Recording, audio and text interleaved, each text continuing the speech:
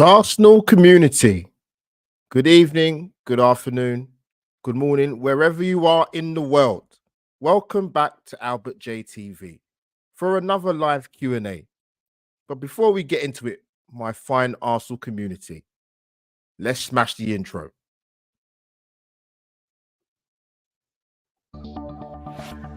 Arsenal community, you are locked into Albert JTV. Subscribe to my channel and hit that notification bell. Declan Rice's performance in that quarterfinal against France was elite level. Fantastic move, personally. It kind of caught myself and probably Arsenal fans a bit left field in terms of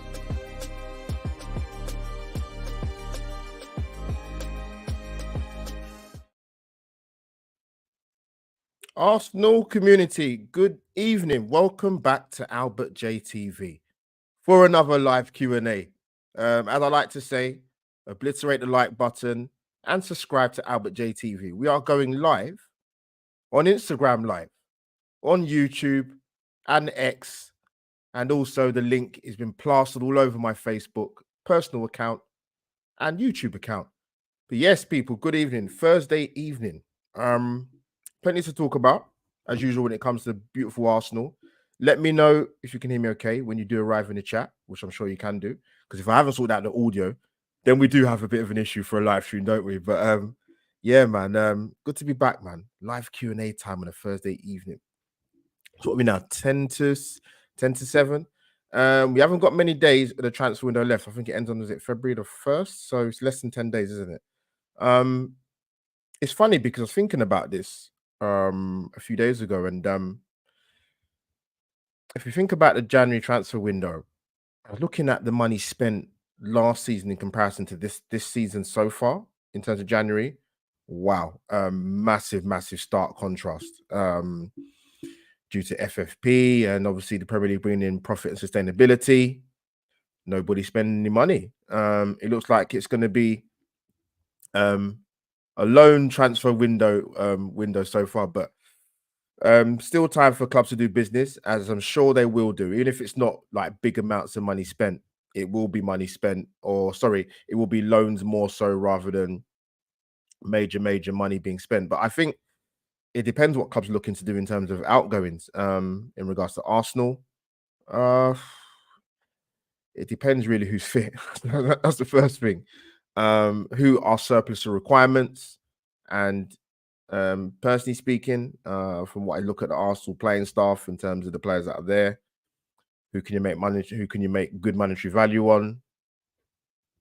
If it's the ones that you obviously want to keep, your Sakas and your ESRs and your Eddies, which is not going to be popular to some quarters of the Arsenal fan base, should I say? But we'll delve into it. But like I said, smash the like button, subscribe to Albert JTV, and of course, if you're rewatching this back, if you can't watch it live, smash the like button when you do arrive for it. And of course, I will stick this out on the audio platforms on Spotify and also on the Apple download. But let's get to any other business, housekeeping, out of the way on Albert JTV. So the first thing I want to quickly talk about, because I don't want to forget, is welcome back to this amazing young lady. Leah Williamson is back, people. After 9 months out, a lot of rehabilitation, a tough injury to get an ACL.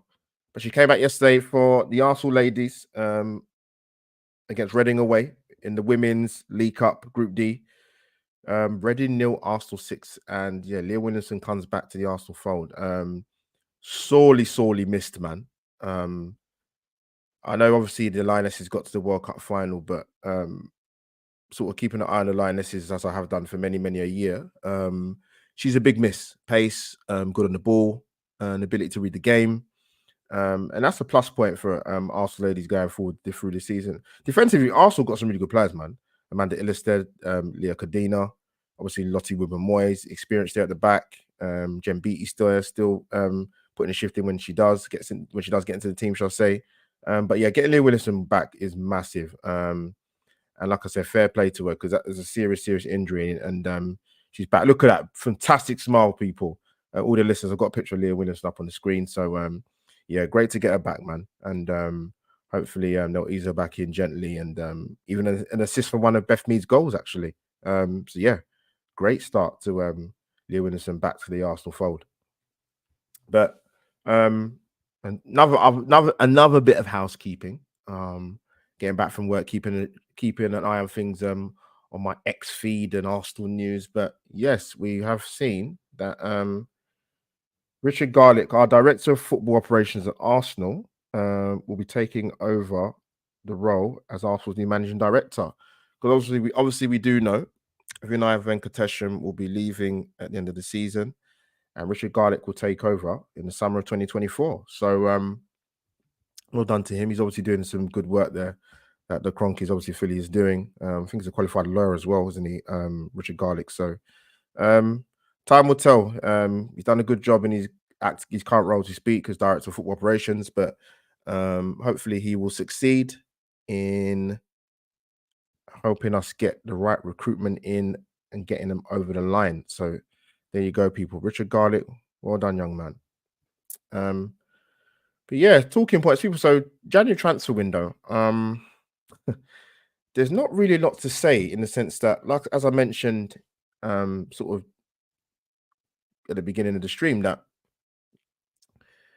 there's not a lot of business being done, man, because obviously, like I said, profit and sustainability, the new Premier League thing, obviously FFP, because like I said, if you look at what was spent, and I saw it yesterday, I should have dropped it, I should have jotted it down. I think it was over, if I got this right, I think it's over 700. Was it over 700 million spend? Was it? I have to double check. I think it was January last year. I'm sure it was, or did they compare it to the summer? But I think they would have made the comparisons from last January to obviously this one. I don't think it's that the case of clubs ain't got no money, but they've got to be careful of how they do it. But what can you do? But yeah, in terms of Arsenal links, I'm not going to sort of spend loads and loads of time talking about the players that have been linked, but I'll briefly sort of touch upon them. What's the names we've heard of now, people? So we've heard of the likes of Amadou Onana at Everton, Douglas Luiz at Aston Villa, Martin Zubimendi at Real Sociedad. We've heard links with Karim Benzema, and there's continually ever-growing links about Pedro Neto. What order should I go in? So with the Pedro Neto thing, that's not something new. That's been spoken about now for probably about, I'd say the best part of probably 3 years, 2 seasons, 3 seasons. Very, very good player. Very direct. Pace. And people talk about bringing in competition for your wingers in terms of Saka and Martinelli. That's fine, but if you bring in someone like Pedro Neto, right? If you're going to bring him in, for example, he's not a player for me that you bring in to warm the bench. This is a guy that could easily start ahead of Martinelli. Could start ahead of Bukayo Saka, but I think Bukayo Saka will probably be a bit untouched in the sense that obviously he plays on the right of the three. So Martinelli would be the guy that you'd be looking at. But Pedro Neto is a fantastic player, man. But the issue with him, which is not a secret to any Arsenal fan in terms of who like him or who want him at Arsenal or bring him to the red carpet, that kind of talk, is he's had a lot of injuries, man. He's not exactly over the hill in terms of age. So I think he's probably I don't think, how old is Pedro Neto? Let me have a quick look. Bear with me, people. I just want to quickly check something. Pedro Neto, how old are you, mate? Gonna just get this up. Bear with me 2 moments, people. He's 23. Wow. He's been linked with a lot of clubs actually, but yeah, 23. So he's not even anywhere near the prime of his career, but very, very good player, man. But the issue you've got obviously is trying to keep him fit. And that seems to be the running case with a lot of footballers these days because they play so much football. And that's just domestically. Forget about international football. And obviously you think like the Nations League and, European competitions 2 years apart with the World Cup and Euros, but they play a lot of football. But yeah, he'd be a player I would welcome at Arsenal, 100 million%. But again, for me, that's not a deal that gets done in January. that would, if that deal was ever to come to fruition, it would be a summer thing. But then the issue you got is the likes of, you have Reece Nelson here at the club, who for some reason Mikel doesn't particularly really trust him, and that has to be the reason, because otherwise he would play more minutes, right? Saka will be taken out the team probably a little bit more. Arteta's very reluctant to do that. Well, more than reluctant, he doesn't take him out the team or the firing line with Bukayo Saka. But yeah, Pedro Neto is a really good shout, man. I really like him. But another player I will quickly talk about, the Karim Benzema links. I'll be honest with you, it's a bit of a pipe dream for me. I don't really see it happening, personally. I just think it's too of a complicated deal. I don't see Arsenal plugging that gap in the striker market in January. Would I take him on a 6-month loan deal? Absolutely, yes. Do I think it would get done? No, I don't think it would get done, personally. I don't think he's enjoying the football over there. I think he's 36 now, Benzema, is he? Listen, 6-month loan deal, I'd be happy for it, but I don't see that happening. I actually don't even think Arsenal, as we speak right now, and probably throughout the beginning of January 1st, right to the last 8 to 10 days of transfer window that's left, I don't think they probably see striker as a priority probably this January, but for me it is. And it's even bigger priority come the summer, depending on who they want and are they prepared to go toe-to-toe with other clubs that will probably be interested in potentially a striker that Arsenal might want in the summer. But I guess that time will tell. People, like I said, when you do drop your questions in, please, and I will tackle them as best as I can. Douglas Luiz is another one, a name that's come up quite a few times now. I think this is the easiest link to kind of not dismiss, but to get rattled for it quite quickly, because last season I'm shocked that deal never got done. I'm surprised Villa turned that down. I'm really surprised.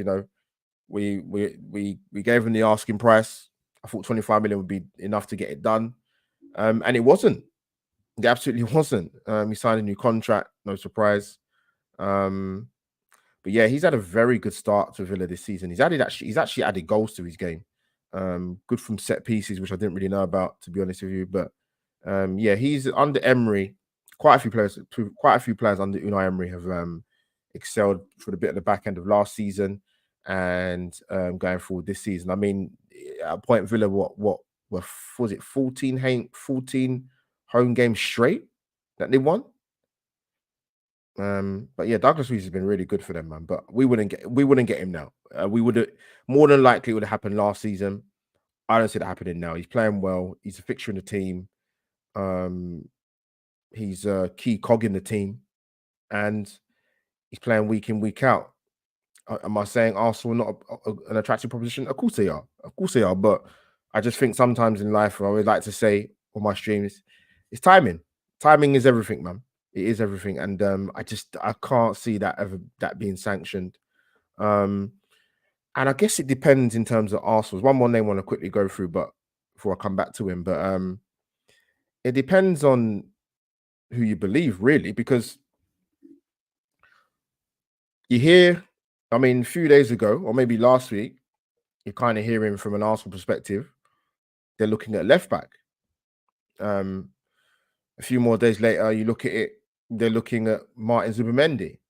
Then you hear there's potential that as a striker. Arsenal trying to find a way to, how can I put it nicely? Get around FFP, if that's even possible. I don't know. Obviously, I'm assuming not just Arsenal falling into that bracket, but quite a lot of clubs are teetering on the edge or find themselves in a bit of trouble in terms of profit and sustainability or under FFP. We've seen it with obviously the points deduction with Everton. We've seen a few issues with Nottingham Forest, and I think Newcastle, obviously, there might be a few issues there as well. So it depends who you believe, really. I mean, Arsenal defensive cover wise, well, you got Tomiyasu, who's at the Asian Cup. You've got Timber. I'd be surprised if we see Timber back this season personally, because people were talking about March a few months. People were talking about March not so long ago, but we're coming into February in a few weeks' time. It's a serious injury he had. I'd be surprised to see him even come back be, before April. But it depends. It depends how he's in terms of the recovery and the training and how his fitness levels are, because obviously you've been out for a long time injured. Then you got to go through rehab. Then he's not even played any competitive football yet. So I'll be surprised to see him this season, man, to be honest with you. Yes, Jenny's in the chat. Here's a question. Go on.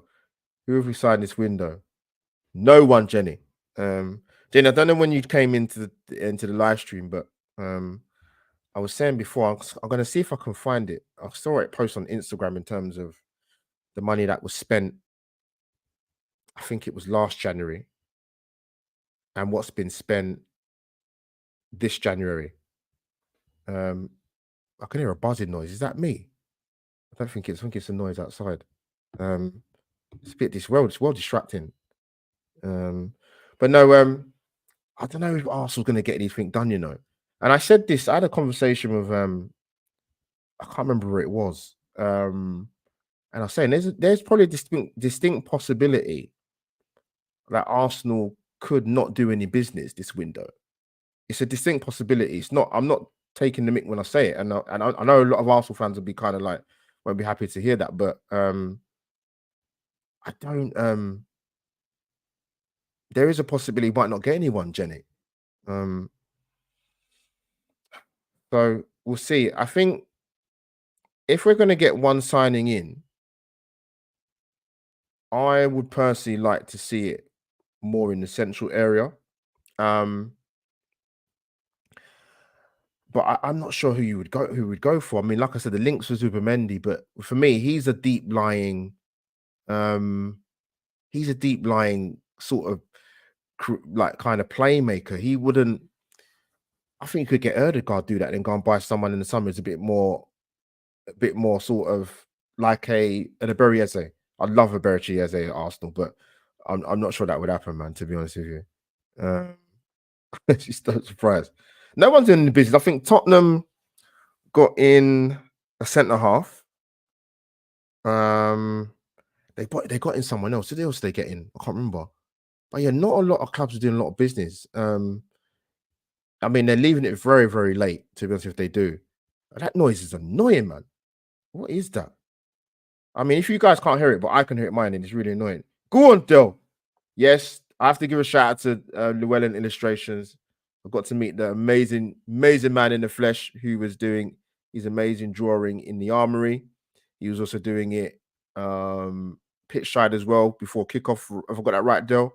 And yeah, amazing guy, man. Great work. You deserve your opportunities, mate. And yeah, it's great to see your actual work, the detail in the flesh. Yeah, I can see it sort of through your social media, but actually to stand there and see your fantastic work, my friend, in the flesh, absolutely superb, man. I would have jumped over the barrier to give you a hug, man, but I didn't think that was appropriate to do that in the Armory, to be honest with you. So, Del, I refrained from doing that. And obviously, you know what I mean, Arsenal gave me the opportunity to do that, so I didn't want to disturb you too much, man. But hopefully people bought all your portraits. I hope they did anyway. And yeah, onwards and upwards, my friend. That's it. That's the one, Jenny. Well said. That's it.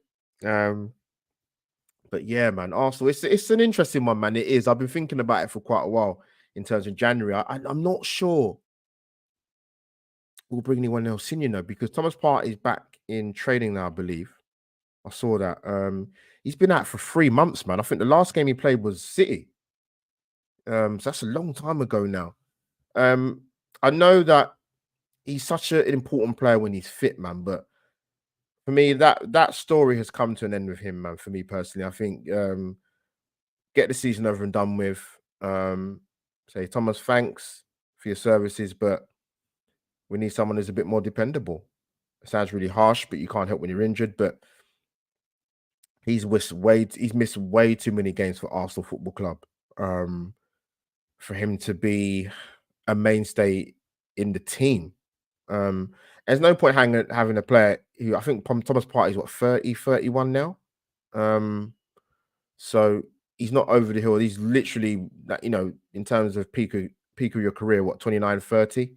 So it'd be amazing. Say, for example, if he does leave Arsenal, wherever he goes, and how he gets on in terms of fitness. Because I just don't get it, man. I just don't. It's been a mystery. And obviously we've seen with Kieran Tierney.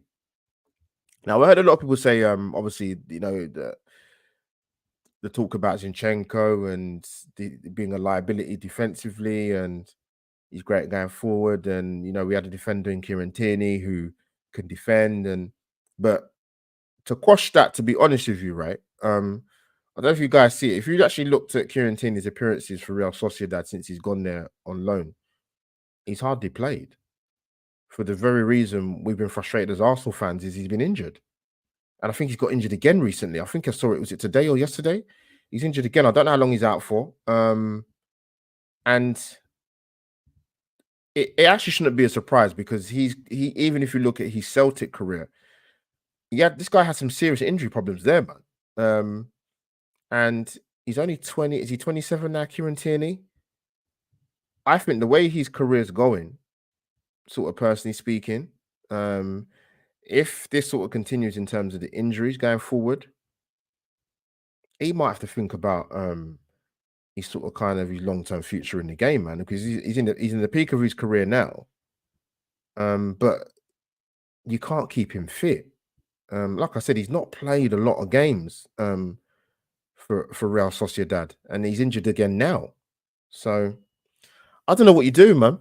You move him on, but it's not great, man. It's not great. I feel for him because he's a top quality left back here in Tierney. When he's fit, he's on it. I love him. I think he's a great defender, but again, with the problem with him with Thomas Partey and Tierney's probably he's probably a lot worse because we bought him before we bought Thomas Partey, I believe. But again, the injuries and it's kept him out, and yeah, it's mad, man. But people, yeah, drop your questions in. But yeah, transfer window. It's been an odd January transfer window, man. It really, really has. I think players are got. I think teams up and down Europe, not just the Premier League, are gonna have to work on what they got, and if they can get some loan signings in, fantastic. In terms of permanent buys, and you've got to bear in mind as well, like a lot of clubs, even if they're going to sell even if they're going to sell their prize assets in January, they're going to want a lot of money, man. They're not going to go in a cheap, particularly if it's a player who's one of your, linchpins or your star players. It's all well selling them. You've got to bring somebody else in. So it's a tough one, man. January is tough. It is really tough. Yeah, same to you, mate. Lots of love, man. Jenny, out Party, out Eddie, out Cedric, out on any fast. Get Tony and he wants to come now. Let's do it. The Tony one's interesting, man, because this is a problem. Like, as a fan, you don't know what's going on behind the scenes, man. You really, really don't. You really, really don't. So it's hard, man. I think that the thing with the striker one, right, is I didn't believe the Karim Benzema links. I didn't. I don't think it'll happen personally. If it happens, I'll be happy. I don't think it will. The advantage with Tony is, I know people talk about the free kick thing and the penalty taking thing.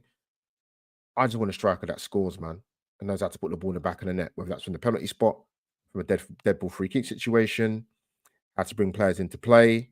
Tony is less of a risk than a Victor Osimhen, because Osimhen would be a risk. You got to factor in coming in from Serie A to the Premier League in terms of pace, completely different. I'm sure he'd pick it up. I'm sure he would. I think Osimhen's 24, if I got that right. Yes, the noise is gone. I don't know where that came from, man. That's annoying. Sorry, people. Apologies, all the listeners as well. There was a buzzing noise which was driving me insane, but it's gone now. I don't know what happened there. Unless it's the microphone, I have to get a new one. But what was I saying? I lose my train of thought. What's I saying now? It's gone out my head. Has it gone out my head again? Yeah, it's gone out of my head. I'll come back to it if you remember. If people remember what I was saying, tell me, man, because it completely went out of my head. The buzzing, now it's not, kind of lost my train of thought, but I'll come back to what I was saying. I can't, it completely gone out of my head. So yeah, we've got an important league game, man, coming up. That's it, Tony. It's about Tony, sorry. Osman to be a risk. Release clause is crazy. I think it's definitely three figures to get him out of Napoli. You've got the likes of I've always said this guy. I said it is an outside chance. I don't know if Arsenal will look at him. Is Victor Gorkarez, who's at Sporting Lisbon. He was at Coventry last season in the Championship. People might say, "Oh, yeah, but the Championship and yeah, the Portuguese league is not as strong." But you got to start somewhere. But his all round game is excellent, and to me, he would absolutely fit in at Arsenal. So yeah, for me, an outside bet with Victor Gorkarez. I wouldn't complain when Ivan Toney come in. I think he would make a difference to us. And he's used to the league, man. He's used to the league. He's been out a while, of course, but he's intelligent enough. He's got a good physique, very physical as well. So would give us that physical output at the top end of the pitch, which we don't really have. Let's be honest. He's good in the air as well, Ivan Toney. So, but when it's about 100 million, and it depends with Arsenal. It's just, I don't know. They say in it, if you want the player, you put the money down. But the issue is January, FFP, profit and sustainability. I've Arsenal got money? Of course, Arsenal got money, man. But they're gonna have to be smart with this, man. But like I said, Arsenal fans, just be prepared that there's a possibility we may not bring in anybody. Now that will make some Arsenal fans furious, and I get it because when we played West Ham and we lost, I was there at that game. I think the frustration with a lot of Arsenal fans is, and this is not even just going back to West Ham, this is probably this season, is that this is the most wide open Premier League race ever in the history of the Premier League. I think City will win it personally. I don't think Arsenal are out of it, but I think for them to kind of stay with City or find a rich reign of form, we need to refine that football we played last season, because a lot of Arsenal fans did say it in terms of the football they've seen this season. Yes, it's great to be a more possession-based team and keep the ball, but that's at the detriment of our attacking play. And you guys, you've heard me say, I'm not going to go for it again. You've heard me say it in terms of go and look at the attacking stats in 5 or 6 metrics where Arsenal sit. It's not great. If you look at goals scored in the league, I think we're just about top 10, are we? I think that probably helped getting the 5 goals against Palace the other day as well. But I just want Mikel to give our group of players to say that if plan A is not working, we go to plan B. If we brought in Tony, it would be a plan B because we can go a bit more direct. We can get our fullbacks going down the byline, but unfortunately we don't do that at Arsenal. And I can't believe for 1 minute. Let me say this. People talk about, if we bought a striker, for example, forget who it is. Just say we bought a striker of a physique of a Osman's not exactly a small guy, but Tony. Oh, Mikel Arteta would have to, change the system completely. Well, why would you? It's only one player.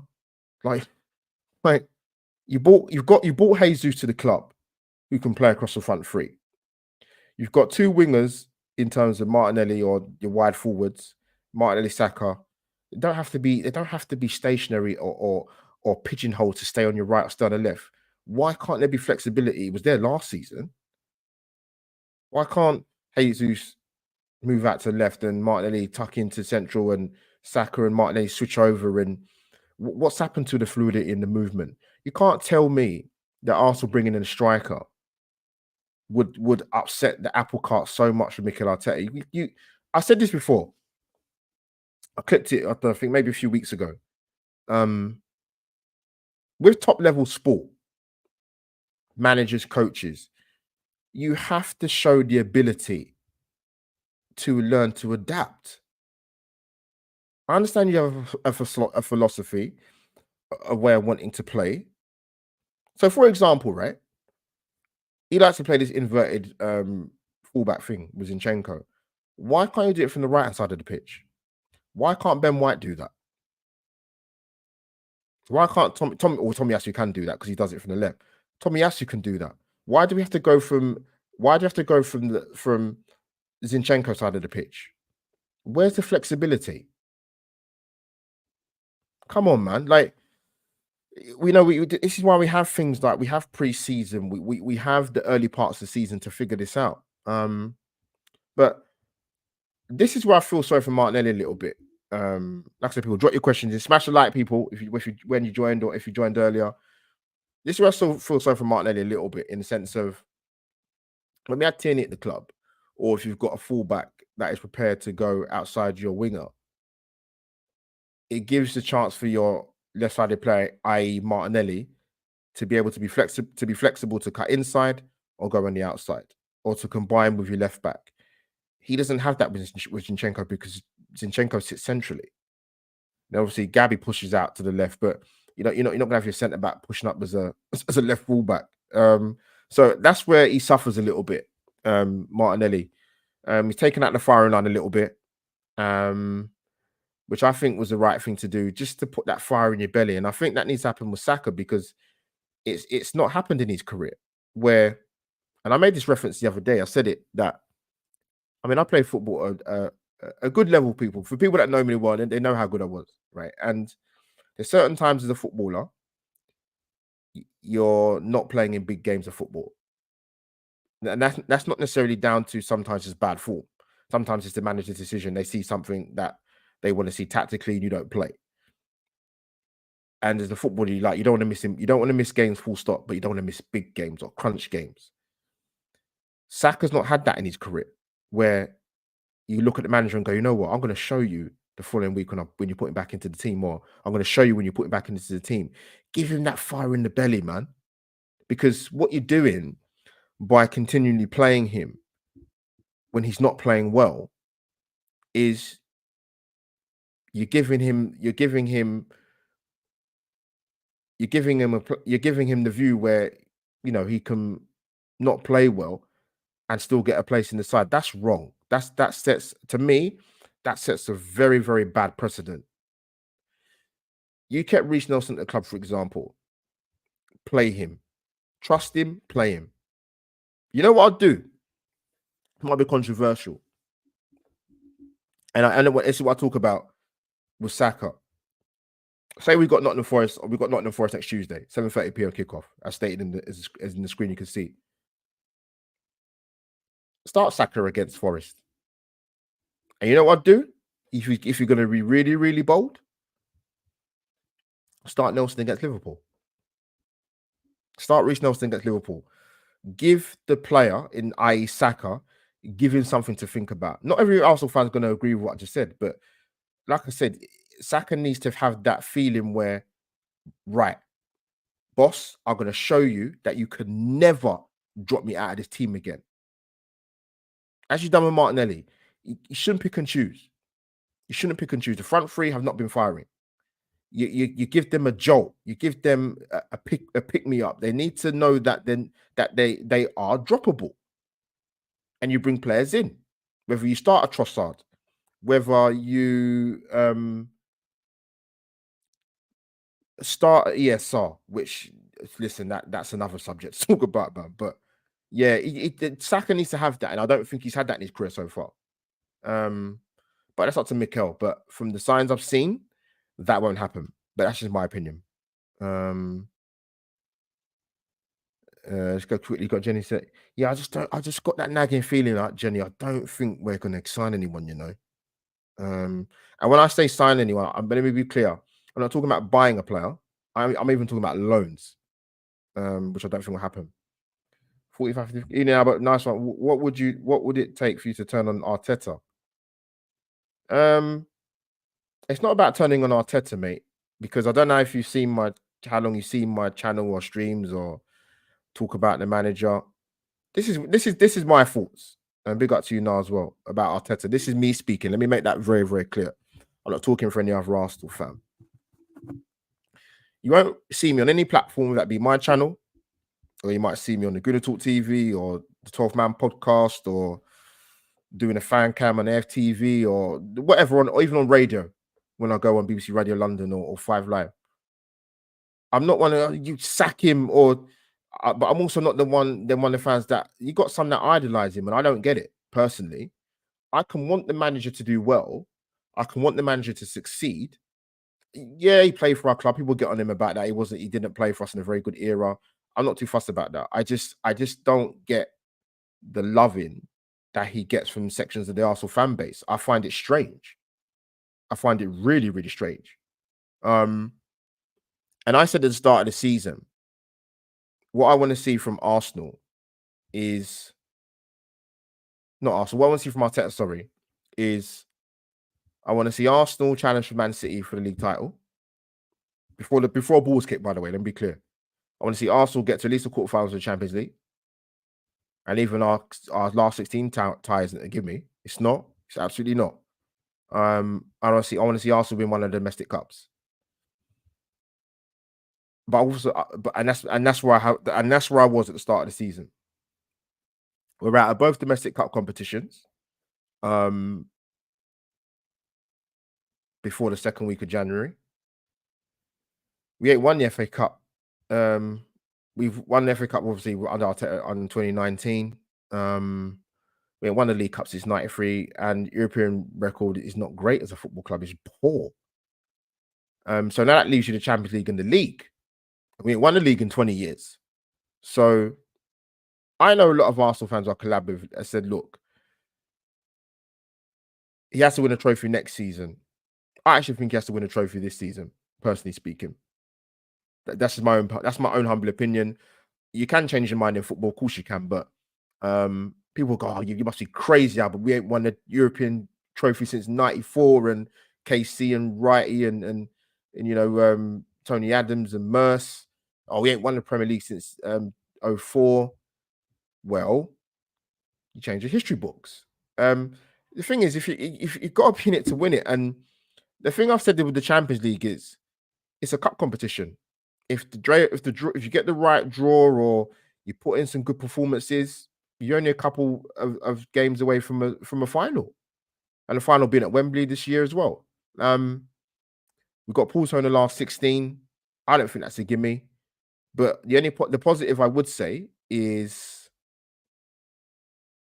we're playing better football in the Champions League in the Premier League by far.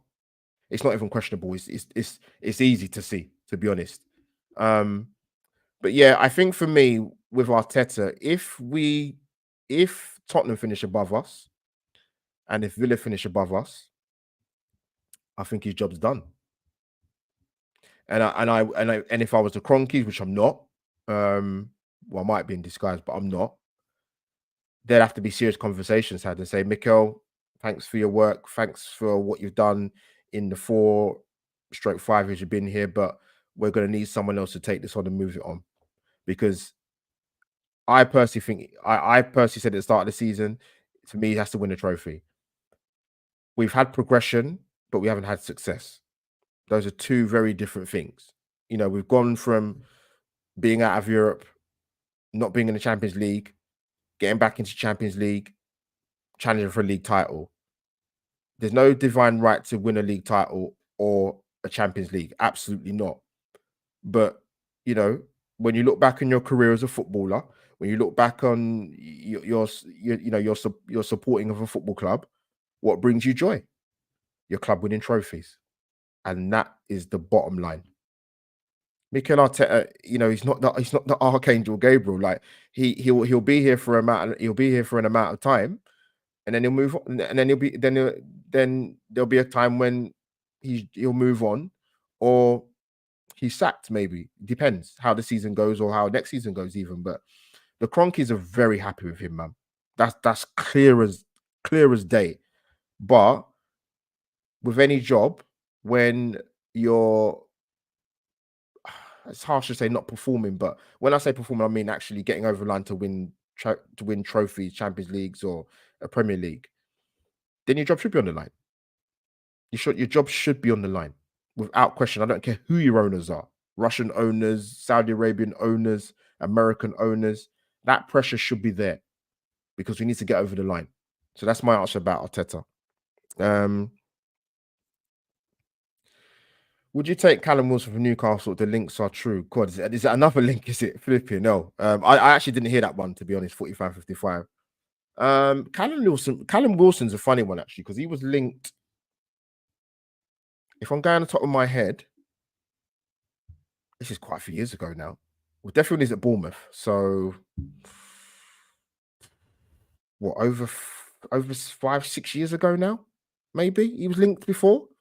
And Arsenal fans, I tell you, when they heard that, they was flipping spitting blood. They said no chance. He's not going to cut it. He's not good enough for Arsenal. He's done well, Callum Wilson, man. Again, he's another guy that's injuries, isn't it? With him, he's had a fair few as well. Pace, running behind. He's okay in the air, Callum Wilson, physically imposing as well. But yeah, I didn't hear that link. But you know what, 45-55, you're going to hear a lot more links, to be honest with you. You're going to hear a lot more links, actually, to be honest with you. But yeah, that I didn't hear that one, but I don't think as a short-term option, I'd say no.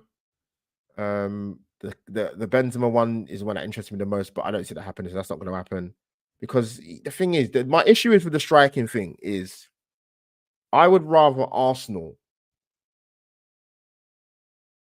not go and get the striker situation sorted properly in the summer, ideally, and get Benzema on loan. That's me in an ideal world.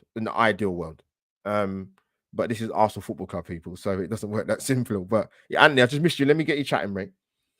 Big up, Albert. I think I think we will beat Forest, but for us to go far this season in the league and Champions League, we do need players in window. We're always slow in the January window. We are. That's why I was even shocked in the last January transfer window that we bought in 3 players. We bought in Trossard, we bought in Jorginho, and we bought in Jakob Kivior. Someone said it's Matt Turner, but I'm sure we got Matt Turner the season we was going for the top 4, and we didn't buy anyone. Remember, we bought Austin Trusty. Oh God, we bought Austin Trusty and Matt Turner, but we knew they wasn't going to come to the club ASAP. So yeah, I was shocked we bought 3 players last January. I've got to be honest, because Arsenal traditionally through January, it's not great. The issue with the striking thing for me is we're not firing at the top end of the pitch. Let's be honest, we're not. And we're bringing off Eddie Nketiah off the bench. And we're going up against Man City. We're going up against teams that create chances for fun. Your Newcastles, your Liverpools, your Cities. Even Everton had better chances created than Arsenal as a team. You can't be having that, man. Come on. And they struggled to score goals for about 4 years, Everton, to be honest, even with Calvert-Lewin. But yeah, it's missing. Let me go to quick. That is kind of a question. Tony or Osimhen and Summer Person, I would take Tony. Yeah, I would take Tony because he would hit the ground running. He wouldn't need time to adapt. He's accustomed to the league, and he gives us an element and a dimension to our team that we don't have. So for me, needs must. Jenny said Tony all day long. Calvin Phillips signed today for West Ham. You know what? It's weird because with Calvin Phillips for a couple of years ago with the Leeds, he was brilliant. He's brilliant. And you know what? I almost feel like with Calvin Phillips, City signed him just that nobody else could buy him. I genuinely believe that, man, because if you look at his game time at Man City, yes, he's had injuries, but you look at his game time at City, you're like, why did they buy this guy? But that's a good move for him. West Ham, that's a very good move for him. He needs to get his career back on track, because the Euros they're not a million miles away, man. And Southgate does like him. He does like playing at double pivot of Phillips and Declan Rice. And if Phillips does well at West Ham, he'll go. You know what? I think he'll go to Euros anyway, because it's Gareth Southgate. Put a brew on the Jen. Yeah, go on, Jen.